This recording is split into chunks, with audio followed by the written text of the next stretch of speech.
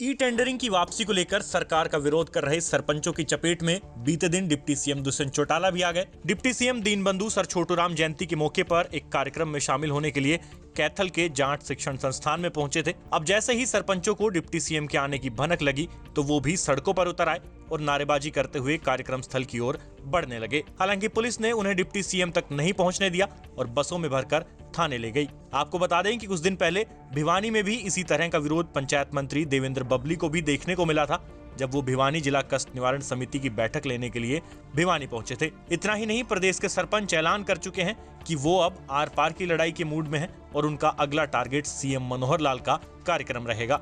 ऐसे में अब ये साफ हो गया है कि किसान आंदोलन की वापसी के बाद ई टेंडरिंग एक ऐसा मुद्दा बन गया है जिसको लेकर जेजेपी बीजेपी नेताओं को पूरे प्रदेश में विरोध झेलने को मिल रहा है। हालांकि इस विरोध के बावजूद सरकार कॉन्फिडेंट नजर आ रही है। भिवानी में पंचायत मंत्री देवेंद्र बबली प्रदर्शनकारी सरपंचों को साफ चेतावनी देकर गए हैं कि जो किले बेचकर और करोड़ों लगाकर सरपंच बना है वो उनको किसी भी हाल में वसूली नहीं करने देंगे। हालांकि डिप्टी सीएम के भाई दिग्विजय चौटाला और उनकी मां नैना चौटाला दोनों ही सरपंचों का समर्थन कर चुके हैं।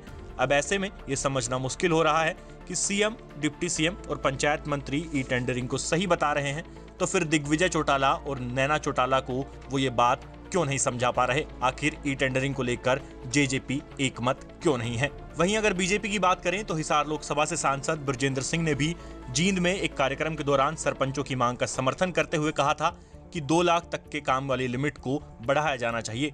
इसका मतलब भाजपा में भी ई टेंडरिंग को लेकर मतभेद है। तो फिर सवाल जरूर उठते हैं कि सरपंचों का इतना विरोध और पार्टी के अंदर मतभेद होने के बाद भी बीजेपी जेजेपी सरकार ई टेंडरिंग को सही ठहराने में क्यों लगी है, और अगर ये पॉलिसी सही है तो पहले खुद के नेताओं को समझाने का प्रयास क्यों नहीं किया जा रहा।